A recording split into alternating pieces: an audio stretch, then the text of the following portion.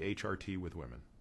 I think an incredible mistake was made 25 years ago, and the amount of cognitive dissonance that is brewing and that has led to an inability for people to acknowledge those mistakes and to undo them has been glacial at its pace. You're talking about hormone replacement therapy for perimenopausal and menopausal women. That's correct. Where tens and tens of millions of women every year are not getting the treatment that they need. That's right. I mean, how would you describe that?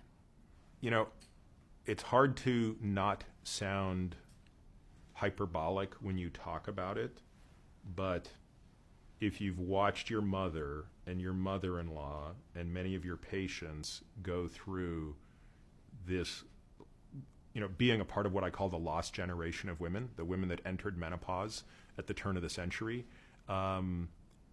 it's very hard not to be distraught, and it's very hard not to argue that this is the greatest single failure of the modern medical system.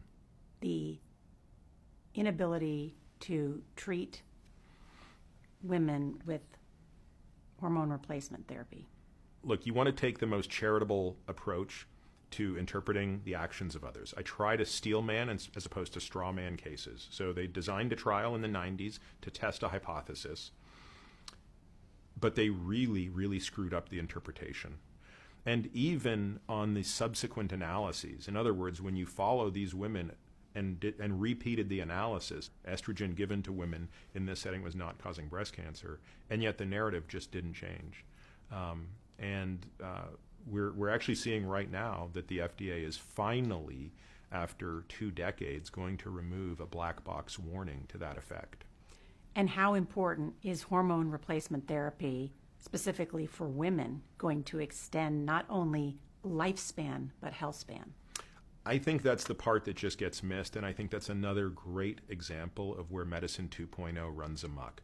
I've had many debates with opponents of HRT, and they will go off in the weeds about, well, even if you concede that the benefits of HRT in terms of diabetes and colon cancer and heart disease, they're not that big, and besides, you really have to be worried about this risk of breast cancer, et cetera, et cetera.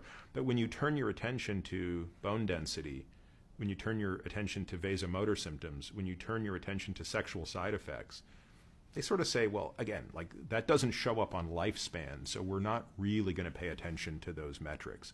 Although many of those do, right? For example, lower bone density dramatically factors into lifespan because women are at an enormous risk for fractures if they fall, as are men, but women disproportionately more so because of the estrogen deprivation.